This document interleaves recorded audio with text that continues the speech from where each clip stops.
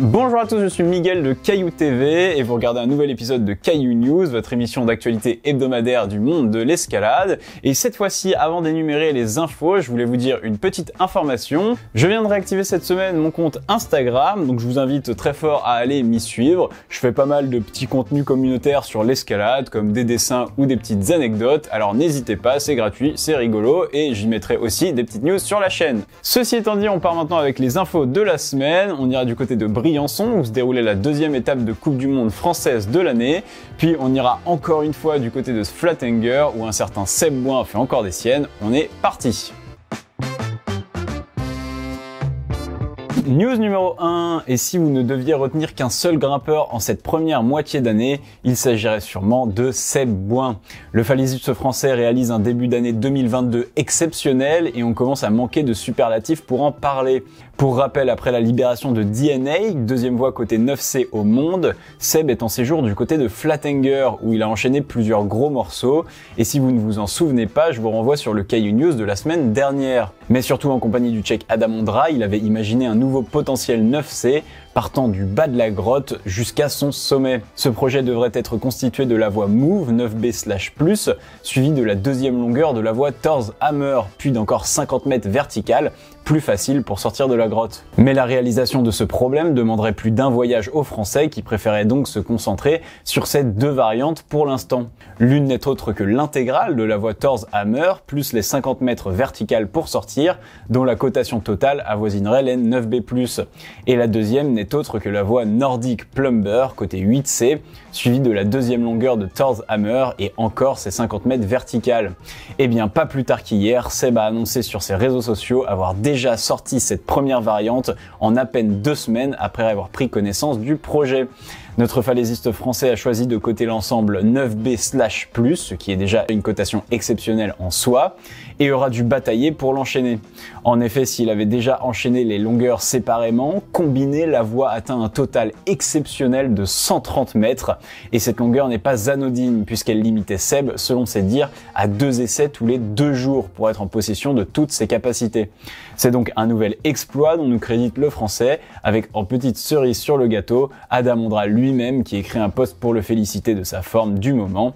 On en profite pour lui dire aussi un gros bravo et qui sait, à ce rythme on vous retrouvera peut-être la semaine prochaine avec l'intégrale de Thor's Hammer. News numéro 2, et ce week-end avait lieu l'étape de Coupe du Monde de difficulté de Briançon, la deuxième étape française de la saison après celle de Chamonix il y a 2 semaines. Chez les hommes, pas d'Adam Ondra ce week-end, ce qui avait le mérite de laisser du suspense pour cette finale.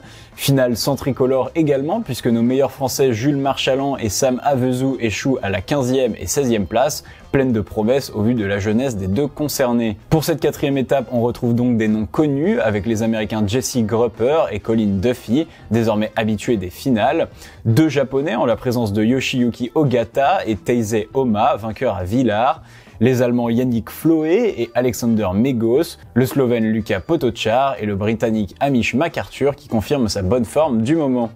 Avec eux, on accueille un petit nouveau en finale de Coupe du Monde avec l'Italien Philippe Schenk. Et c'est Yoshiyuki Ogata qui ouvre le bal sur une voie très esthétique avec de gros modules blancs et des prises turquoise couleur dentifrice.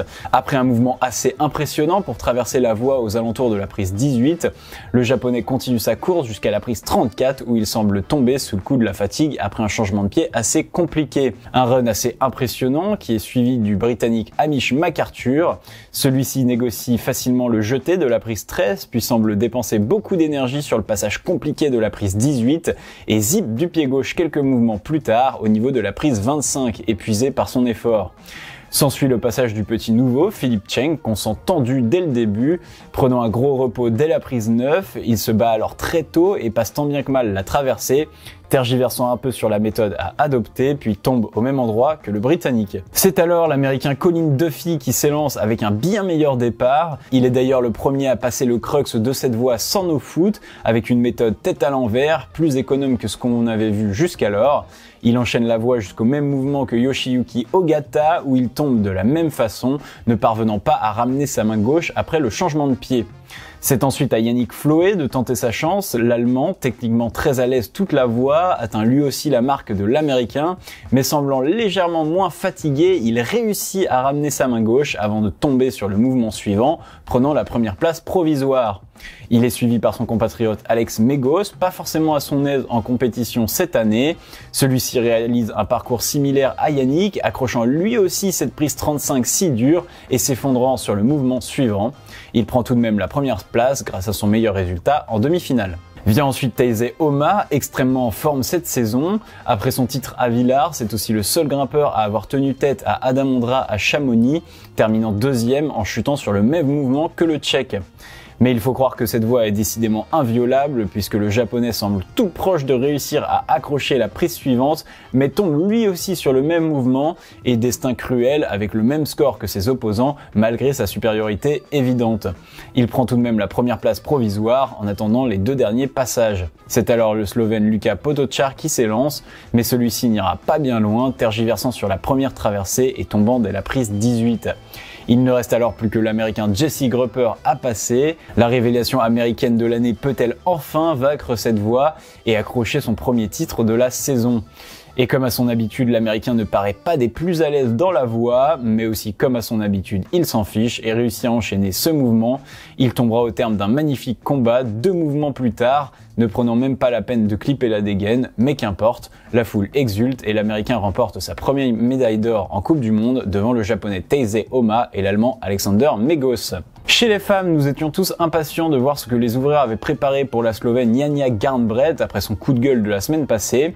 Pour rappel, la Slovène avait dénoncé une ouverture de voie irrespectueuse et trop facile à Chamonix, et il semblerait que les ouvreurs avaient bien tendu l'oreille puisque Janja ne prendra la première place ni en qualif ni en demi-finale. Ceci étant, la Slovène était encore en finale pour défendre son titre, accompagnée des américaines Natalia Grossman et Brooke Rabutu, de la sud-coréenne Chae-Yoon So, des japonaises Ryu Nakagawa et Natsuki Tani, de l'habituée italienne Laura Rogora et de la slovène Vita Lukan. Et la première à s'élancer n'est autre que la japonaise Ryu Nakagawa sur une voie aux couleurs similaires mais d'un style légèrement différent avec des prises rondes alternant plat et réglette. La japonaise grimpe bien mais coince sur une réglette à la prise 18 et y passe beaucoup de temps avant de tenter un mouvement dynamique qu'elle ne réussira pas. Bis repetita pour la slovène Vita Lukan qui coince sur le même mouvement même si celle-ci semblait avoir trouvé la bonne méthode. C'est ensuite au tour de l'américaine Brooke Rabutu qui nous propose cette fois un parcours de référence. Elle enchaîne la précédente section avec un mouvement dynamique assez impressionnant. Elle continue alors une grosse partie de la voie et alors qu'on commence à croire à un top, elle chute finalement sur la prise 41.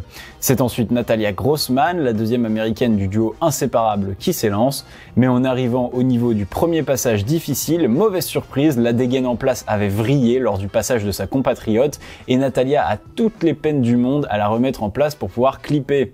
Mais celle-ci ne se démonte pas et réussit ensuite le mouvement dynamique à l'arracher. Elle continue ensuite sa route jusqu'au même point que Brooke, où elle tombe également épuisée mais prenant la première place provisoire.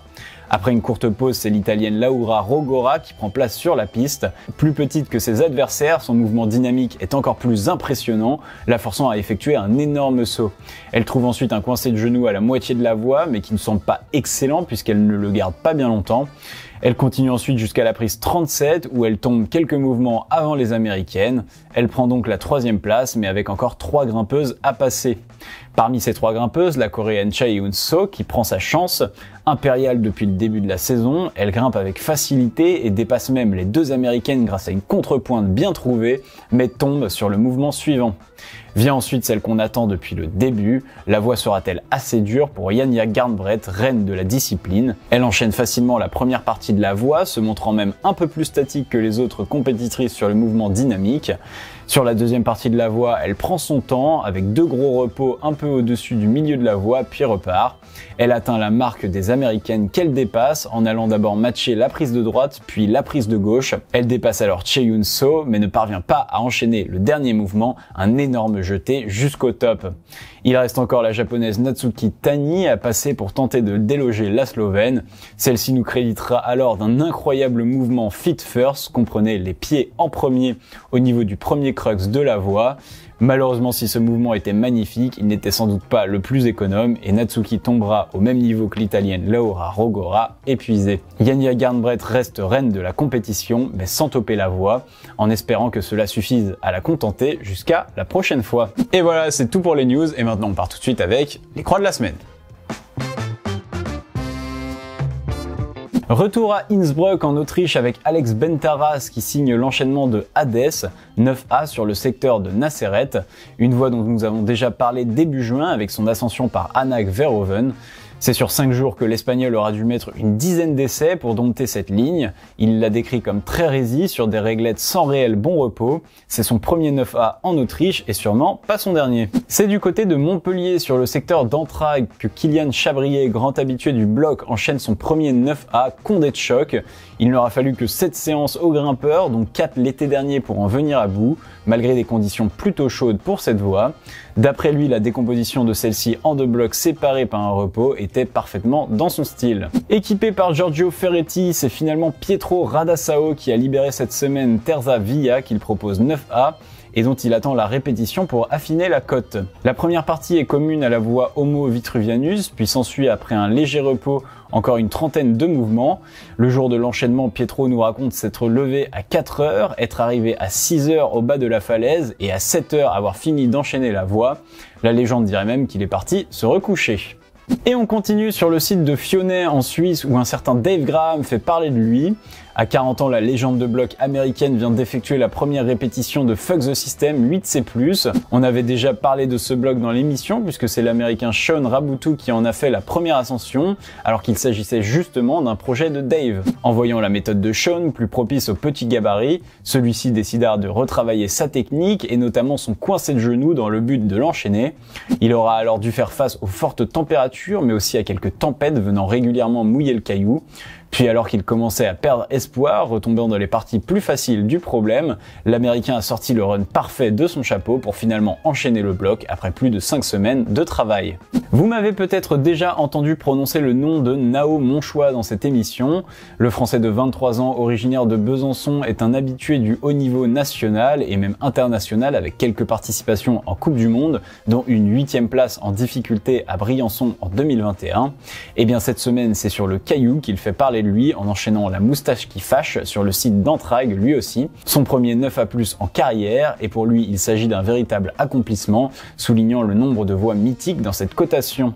Pour y arriver, il lui aura fallu 10 séances, 4 premières compliquées pour se mettre en jambes, puis 4 suivantes avec de gros progrès, avant un petit calage sur la 9e, et enfin l'enchaînement lors de la 10e. Et on termine par un record de précocité sur le site de Rodeia en Espagne. La jeune Kwang Gaeun, 8 ans, oui 8 ans, vient d'enchaîner la voie Ichea, côté 8B+, habitué à s'entraîner dans la salle de son père, il lui aura fallu 8 sessions pour enchaîner la voie. Ah, et lorsqu'on lui demande ce qu'il a éclaté pendant son séjour, elle répond jouer dans l'eau et manger des glaces. Bref, si vous désespérez en vous rappelant votre niveau à 8 ans, je vous rassure tout de suite, en vrai, elle a 9 ans dans moins d'un mois. Et voilà, cet épisode de Caillou News est terminé pour aujourd'hui, j'espère qu'il vous aura plu.